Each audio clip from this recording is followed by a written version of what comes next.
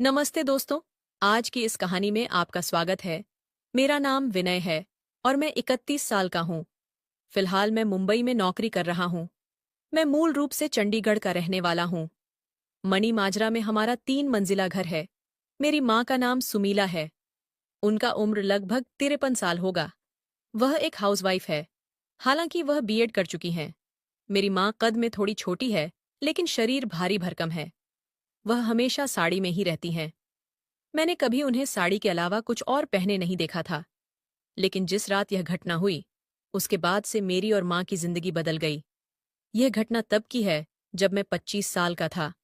उस दिन पिताजी को हार्ट अटैक आया और उन्हें अस्पताल में भर्ती करना पड़ा। तब मेरी पीजी पूरी हो चुकी थी और मैं नौकरी की तलाश में था। इसीलिए घर पर ही रहता था। माँ भी बीएड करने के बाद भी जॉब ना करके वह हाउसवाइफ ही बनी रही। तब अस्पताल में पिताजी का इलाज चल रहा था, लेकिन उनकी तबीयत में कोई सुधार नहीं हो रहा था। पिताजी को इस हालत में देखकर माँ टूट चुकी थी। मैं उनका इकलौता बेटा था, इसलिए वह मुझ पर निर्भर थी। पिताजी का खराब तबीयत का खबर सुनकर मेरी मौसी और मामा भी तुरंत अस्पताल पहुंच गए थे। सभी अपनी अपनी तरह से मदद कर रहे थे। 4-5 दिन बाद डॉक्टर ने वह बात कह दिया जिसका हमें डर था। डॉक्टर ने कहा कि अब पिताजी को बचाना मुश्किल है। यह सुनते ही माँ बेहोश हो गई। मैं उनके पास था, इसलिए संभाल लिया। पिताजी अब वेंटिलेटर पर थे। जब तक वेंटिलेटर चल रहा था, तब तक ही उनका सांस लेना मुमकिन था। तब मैं और माँ पिताजी से आखिरी बार मिलने आईसीयू में गए। माँ अब थोड़ी संभल गई थी। उन्होंने रोते हुए पिताजी को गले लगाया। मैं भी उनका हाथ पकड़कर रोने लगा। कुछ ही देर में पिताजी ने आखिरी सांस लिया और अपनी जीवन यात्रा पूरी कर लिया। हम आईसीयू से बाहर आए और माँ मुझे गले लगाकर जोर जोर से रोने लगी। बाद में अंतिम संस्कार की तैयारियां शुरू हो गईं। दिन बीत गया। शाम के 5 बजे चुके थे। अंतिम संस्कार के सारे काम रिश्तेदारों ने संभाल लिए थे। स्मशान घाट से घर लौटने के बाद मैं अपने कमरे में गया और जमकर रोया। माँ बस लगातार रो रही थी। वह बहुत परेशान थी। थोड़ी देर बाद मौसी मेरे लिए चाय लेकर आई। तब मैं उठकर बैठा। चाय लेते हुए मैंने उनसे पूछा, माँ कैसी है? मौसी ने कहा, दीदी अभी भी रो रही हैं। विजय उसे बहुत तकलीफ हो रही है। तब मैंने कहा, हाँ मौसी, उनका पिताजी से बहुत लगाव था। मुझे भी कुछ समझ में नहीं आ रहा है।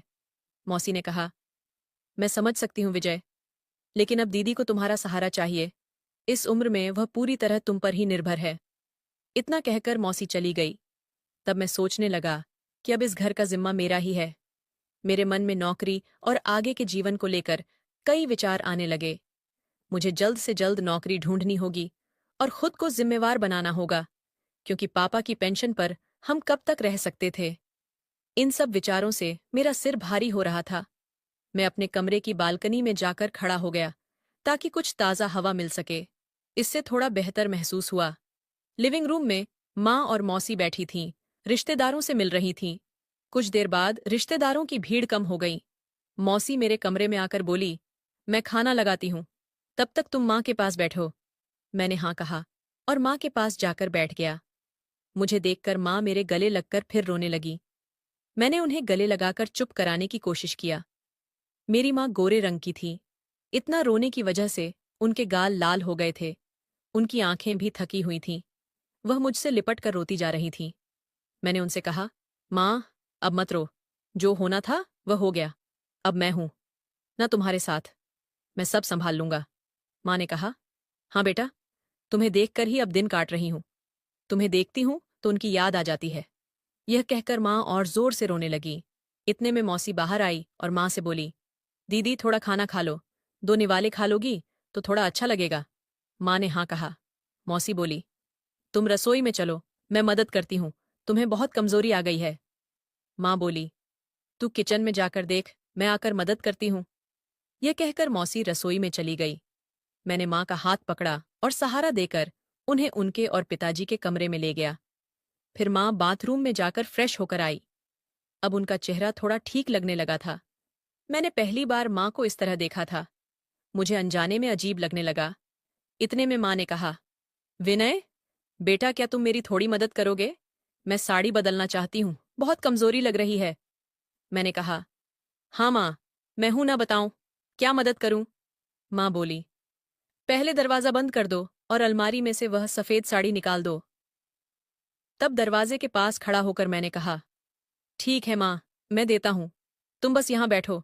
फिर मैं दरवाज़ा बंद करके पीले रंग का छोटा बल्ब जलाया और अलमारी से सफ़ेद साड़ी ढूंढने लगा। जैसे ही मुझे साड़ी मिली, मैंने उसे माँ को देने के लिए पीछे मुड़कर देखा, लेकिन पीछे मुड़ते ही जो देखा, उससे मैं चौंक गया। माँ मेरी ओर पीठ करके खड़ी थी। मुझे समझ नहीं आया कि क्या कहूँ। मैंने जल्दी से साड़ी माँ को दिया और उनसे पीठ फेर कर खड़ा हो गया। इस बीच मेरे मन में अलग अलग तरह के ख्याल उमड़ने लगे। तभी माँ ने कहा, विनय बेटा, एक और काम करोगे? अलमारी में पीले रंग की मेरी साड़ी रखी है, वो दे दो। ये सुनकर मैं हैरान रह गया, लेकिन खुद को संभालते हुए मैंने कहा, हाँ माँ, और पीले साड़ी ढूंढने लगा। फाइनली फोल्ड की गई पीले साड़ी मुझे मिल गई। उसे खोलकर देखा तो उसका डिजाइन देखकर मैं बहुचक्का रह गया। तभी माँ ने पूछा, साड़ी मिली क्या विजय बेटा? मैंने कहा, हाँ, मिल गई। तब साड़ी माँ को देने के लिए मुड़ा तो देखा माँ अब भी पीठ करके खड़ी थी। मैं हक्का बक्का का रह गया, लेकिन खुद को शांत रखते हुए साड़ी उन्हें दे दिया। डीन पीले बल्ब की रोशनी में जो देखा वह कोई विश्वास करने लायक चीज नहीं थी। तैयार होने के बाद माँ बोली, विनय बेटा, तुम भी जल्दी तैयार हो जाओ, मैं यही इंतजार करती हूँ। मैं फ्रेश होने के लिए बाथरूम की ओर बढ़ा। माँ ने कहा, मेरे कपड़े बाथरूम में रख देना। मैंने हामी भर दिया और फिर उन्होंने एक साड़ी दिया। फिर उन्होंने नीचे रखी काली चादर भी उठाकर दिया। मैं चुपचाप बाथरूम में चला गया और दरवाजा बंद किया। अंदर जाकर मैंने गहरी सांस लिया। बाहर आने पर देखा कि माँ अभी भी बैठी थीं। मैंने उनका हाथ पकड़कर उठाया और उन्हें खाने के लिए लेकर गया। खाने के वक्त माँ बहुत शांत थीं। घर में अब बस मैं, माँ, मामा और मौसी ही बचे थे। बाकी रिश्तेदार वापस चले गए थे। खाने के बाद मौसी ने मुझसे पूछा, विनय, सोने की व्यवस्था कैसे करनी है? मैंने कहा, मौसी, आज मैं माँ के पास सो जाऊंगा। वो पहले से ही परेशान है। वैसे भी तुम्हें सुबह जल्दी उठना होगा, तो तुम मेरी रूम में सो जाओ। मौसी, हम लिविंग रूम में सो जाएंगे। मौसी ने कहा, ठीक है, ऐसा ही कर लेते हैं। रात में कुछ चाहिए तो बता देना। मौसी ने किचन का काम निपटाया और मेरी रूम अब लिविंग रूम में बिस्तर लगाकर चली गई। मैं बेडरूम में गया तो देखा कि माँ वहां नहीं थीं। मैंने दरवाजा बंद किया और कपड़े बदलने लगा। जैसे ही मैंने शर्ट और जीन्स उतारी और नाइट ड्रेस ढूंढने लगा, तभी बेडरूम की लाइट जली। पीछे मुड़कर देखा तो माँ अंदर आ चुकी थीं। उन्होंने चुपचाप लाइट जलाई थी। मैंने माहौल हल्का करने के लिए पूछा, माँ, मैं नीचे सो जाऊं? तुम आराम से सो जाना। माँ बोली, विनय, मुझे नहीं लगता कि आज नींद आएगी, तुम यही मेरे पास सो जाओ। फिर मैंने पंखा चलाया और देखा कि बेडरूम में सिर्फ एक ही कंबल है।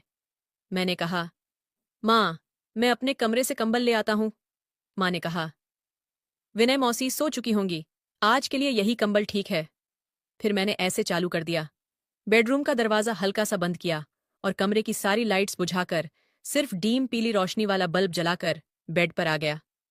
फिर माँ ने नेट लगाकर कंबल ओढ़ लिया और मेरी तरफ पीट करके सो गई। मैं भी कंबल में घुस गया और छत की ओर देखते हुए लेटा रहा।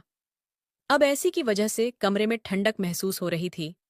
थोड़ी देर में मुझे माँ के रोने की धीमी आवाज सुनाई दी। माँ को इस हाल में देखकर मुझे अजीब सा लग रहा था। मैं माँ के पास खिसक गया और उसके कंधे पर हाथ रखकर बोला, माँ, शांत हो जाओ। मुझे पता है तुम्हारे लिए यह बहुत कठिन है, लेकिन पापा हमेशा हमारे साथ रहेंगे और मैं तो हूं ही तुम्हारी देखभाल करने के लिए। माँ रोते हुए बोली, विनय, तुम्हारे पापा ने बहुत कुछ दिया है, आज उनके बिना जीना बहुत मुश्किल हो रहा है। मुझे मैं माँ के पास और करीब खिसक गया और उसके कंधे पर सिर रख दिया। माँ कुछ पल के लिए रोना बंद हो गई और बोली, विनय बेटा, जब तुम साथ होते हो तो ऐसा लगता है जैसे तुम्हारे पापा ही मेरे साथ हैं। तुम बिल्कुल अपने पापा जैसे हो। ऐसा कहकर माँ थोड़ी शांत हो गई। मैं भी फिर से छत की तरफ देखने लगा। अब मेरे दिमाग से एक एक करके विचार निकलने लगे थे। तभी अचानक मुझे कुछ याद आया और ना चाहते हुए भी मन में बुरे ख्याल आने लगे। ये सब मेरे दिमाग में घूमने लगा। तभी माँ ने पूछा, विजय बेटा, तुम्हें नींद आ रही है? मैंने कहा, नहीं माँ। क्यों, क्या हुआ? माँ बोली, कुछ नहीं रे, मुझे नींद नहीं आ रही है। थोड़ा डर लग रहा था और थोड़ी ठंड भी लग रही है। एक काम करोगे मेरे लिए? मैंने कहा, घबराओ मत माँ, मैं हूं ना बताऊं, क्या चाहिए? माँ बोली। थोड़ा मेरे पास रखकर सोगे? मैंने कहा, हाँ, चलो। और माँ के पास खिसक गया। माँ ने मेरा हाथ पकड़कर अपने ऊपर ले लिया। थोड़ी देर बाद मैंने माँ से कहा, माँ तुम्हें याद है, जब मैं छोटा था तो सोते वक्त पाँव फैलाकर सोने की आदत थी। तुम कितनी बार मेरी वो आदत छुड़ाने की कोशिश की, लेकिन मैं नहीं माना। माँ हंसते हुए बोली, तुम मेरी कभी नहीं सुनते थे, लेकिन पापा कहते थे